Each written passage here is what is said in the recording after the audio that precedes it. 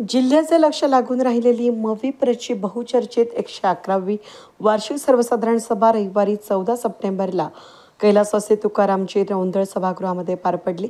यावेळी विषय पत्रिकेतील इतर 7 विषयांसोबतच मराठा विद्याप्रसारक विद्यापीठ स्थापनेच्या प्रस्तावाचा आवाजी बहुमतानं सभासदांनी मंजुरी दिली। संस्थेचे अध्यक्ष डॉक्टर सुनील धिकले यांच्या अध्यक्षतेखाली झालेल्या या सभेप्रसंगी व्यासपीठावर सरचिटणीस ॲडव्होकेट नितीन ठाकरे, सभापती बाळासाहेब क्षीरसागर, उपाध्यक्ष विश्वास मोरे, उपसभापती देवराम मोगल, चिटणीस दिलीप दळवी, संचालक doctor Sayajirao Gaikwad, Shivaji Gadakh, advocate Laxman Landge, advocate R K. Bachhav, advocate Sandeep Gulve, Ravindra Deore, Ramesh Pingale, Krishnaji Bhagat, Pravin Jadhav, Nandkumar Bankar, Vijay Pagar, doctor Prasad Sonawane, Amit Borse, महिला सदस्य शोभा बोरस्ते, शालन सोनवणे, सेवक सदस्य प्राध्यापक S.K. शिंदे, C.D. शिंदे, जगन्नाथ निंबाळकर, माजी सरचिटणीस निलिमाताई पवार, माजी सभापती माणिकराव बोरस्ते, माजी अध्यक्ष Arvind Kare, doctor Tushar Shewale, doctor Abhimanyu Pawar, Ashok Pawar, Bhausaheb Khatale, doctor Vilas Bachhav, doctor Vishram Nikam, Narayan Hire, Vijay Gadakh, Pundlik Thete, Ambadas Bankar, Sachin Pingale यांसह माजी पदाधिकारी उपस्थित होते। विषय पत्रिकेचं वाचन शिक्षणाधिकारी डॉक्टर भास्कर ढोके यांनी केलं। दुखोटा ठराव मालेगाव तालुका संचालक ॲडव्होकेट रमेशचंद्र बच्छाव यांनी मांडला। यावेळी सर्वानुमते कार्यक्रम पत्रिकेतील विषयांना मंजुरी देण्यात आली। या विषयांमध्ये मागील सर्वसाधारण सभेचं इतिवृत्त वाचून मंजूर करणं, 2024-25चा वार्षिक अहवाल वाचून मंजूर करणं, उत्पन्न आणि ताळेबंद पत्रक यांना मंजुरी देणं, मध्यवर्ती कार्यालय आणि सर्व शाखांचं एकत्रित अंदाजपत्रकासाठी मंजुरी देणं, हिशोब तपासणीसाची नेमणूक करणं, संस्थेच्या कामकाजात येणाऱ्या अडीअडचणींचा विचार करून विकासात्मक बाबींचा विचार करणं, संस्थेच्या ध्येय धोरणानुसार पुढील कार्याची दिशा ठरवणं आणि मराठा विद्याप्रसारक विद्यापीठास मंजुरी देणं यांचा समावेश होता। यावेळी संस्थेचे सरचिटणीस ॲडव्होकेट नितीन ठाकरे यांनी प्रस्ताविकामध्ये PPTद्वारे वर्षभरातील कामकाजाचं सादरीकरण केलं। या वर्षामध्ये संस्थेनं 6 नवीन शाखा सुरू केल्या असून त्यामध्ये एक कम्युनिटी रेडिओ केंद्र, जनशिक्षण संस्थान अंतर्गत आदिवासी कौशल्य विकास केंद्र, इंग्रजी माध्यम होरायझन अकॅडमी नांदगाव, आदर्श इंग्लिश दिंडोरी या संस्थेने संचालक ॲडव्होकेट संदीप गुळवे यांनी अस्वली या ठिकाणच्या शाळेसाठी 19 गुंठे जमीन देणगी म्हणून दिली आहे। मराठा विद्याप्रसारक मेडिकल कॉलेजमधील MBBSच्या जागा या 30 वाढून 150 झाल्या आहेत। त्याचबरोबर संस्थेच्या वतीनं शैक्षणिक वर्षामध्ये 13 मराठा उद्योजक मेळावे घेण्यात आले असून त्यामधून 160 कोटींचा व्यवसाय वाढला। त्याचबरोबर येत्या 26 ते 28 डिसेंबर दरम्यान विश्व मराठी साहित्य संमेलन संस्थेच्या प्रांगणात होणार असल्याचं यावेळी सांगण्यात आलं। मराठा विद्याप्रसारक संस्थेच्या कार्यकारी मंडळांना 31 मार्च 2024ला संस्थेच्या सर्व शाखांचा आणि मध्यवर्ती कार्यालयाचे कर्ज 26,75,12,700 रुपये इतकं बाकी होतं। अहवाल काळामध्ये संस्थेनं 7,56,54,336 रुपये इतक्या कर्जाची परतफेड केलेली असून 31 मार्च 2025ला संस्थेवर 19,18,98,364 रुपये कर्ज बाकी होतं। अशी मविप्र संस्थेची वाटचाल प्रगतीपथावर असल्याचं प्रतिपादन संस्थेचे सरचिटणीस ॲडव्होकेट नितीन ठाकरे यांनी दिले। या प्रसंगी अध्यक्षांनी मराठा विद्याप्रसारक सभासदांच्या कायद्याचे कसं होईल याविषयी वार्षिक सभासदांना शुभेच्छा आणि सभासदांना संबोधित करावं असं आवाहन अध्यक्ष डॉक्टर धिकले यांनी सरचिटणीस यांना केलं होतं। प्रत्यक्ष मात्र सरचिटणीसांना पुरेसा वेळ न देता विद्यापीठाच्या विषयात बगल देत त्यांनी शब्द फिरवला। लागलीच त्यांच्या समर्थकांनी सभेत गोंधळ घालत सभा उधळून लावण्याचा प्रयत्न केला, मात्र संबंध सभासदांनी मराठा विद्याप्रसारक विद्यापीठ प्रस्तावास मंजुरी देत सभासदांच्या भल्यासाठी हे विद्यापीठ झालंच पाहिजे असं आवाजी मतानं मंजूर केलं। यासोबतच अध्यक्षांवर अविश्वास ठराव आणावा अशी विनंती केली। मराठा विद्याप्रसारक संस्थेला या आर्थिक वर्षामध्ये UGCकडून 1,39,00,000 अनुदान मिळाले आणि प्लेसमेंटद्वारे संस्थेच्या विविध शाखांमध्ये होणारा कॅम्पस रिक्रुटमेंट अंतर्गत एकाच वर्षामध्ये तब्बल 2,751 विद्यार्थ्यांना विविध कंपन्या संस्थांमध्ये नोकरीच्या संधी उपलब्ध झाल्यात।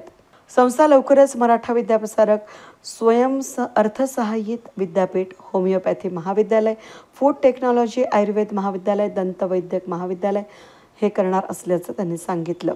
संस्थेच्या वार्षिक सर्वसाधारण सभेप्रसंगी उपस्थित सभासद, देणगीदार, आश्रयदाते, हितचिंतक, सेवक, कर्मचारी यावेळेस उपस्थित होते।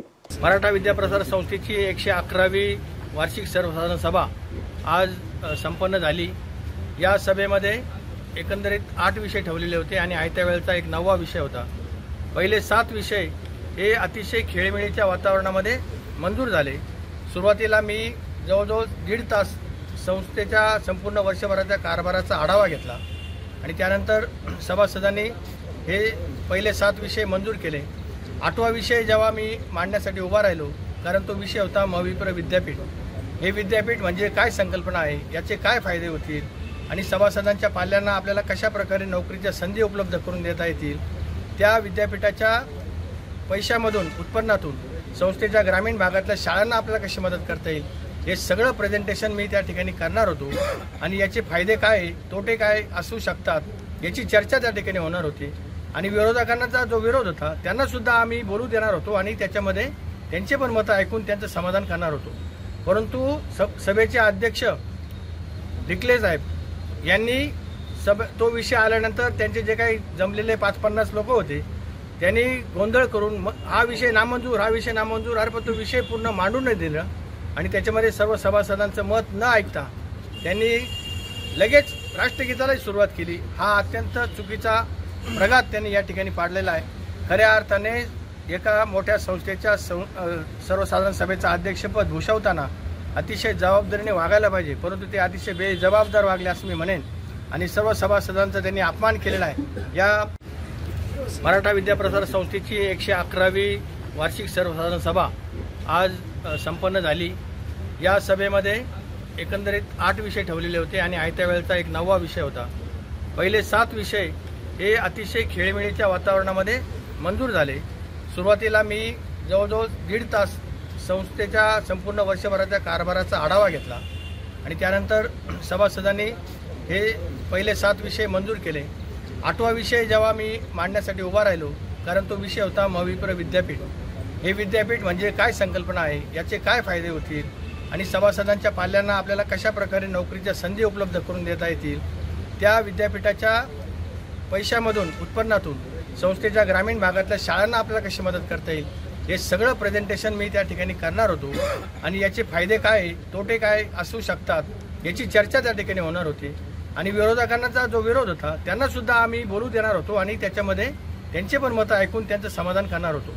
परंतु सभेचे अध्यक्ष डिकले साहेब यांनी तो विषय आल्यानंतर त्यांचे जे काही जमलेले 5-50 लोक होते त्यांनी गोंधळ करून हा विषय नामंजूर अरे पण तो विषय पूर्ण मांडून नाही दिलं आणि त्याच्यामध्ये सर्व सभासदांचं मत न ऐकता त्यांनी लगेच राष्ट्रगीतालाही सुरुवात केली। हा अत्यंत चुकीचा प्रघात त्यांनी या ठिकाणी पाडलेला आहे। खऱ्या अर्थाने एका मोठ्या संस्थेच्या सर्वसाधारण सभेचं अध्यक्षपद भूषवताना अतिशय जबाबदारीने वागायला पाहिजे, परंतु ते अतिशय बेजबाबदार वागले असं मी म्हणेन आणि सर्व सभासदांचा त्यांनी अपमान केलेला आहे। या सभासदांना बोलू न देता हा विषय नामंजूर झाला असं स्वतःच सांगितलं आणि राष्ट्रगीत घेतलं, हे अत्यंत चुकीचं आहे। खऱ्या अर्थाने हा विषय मंजूर झालेला आहे।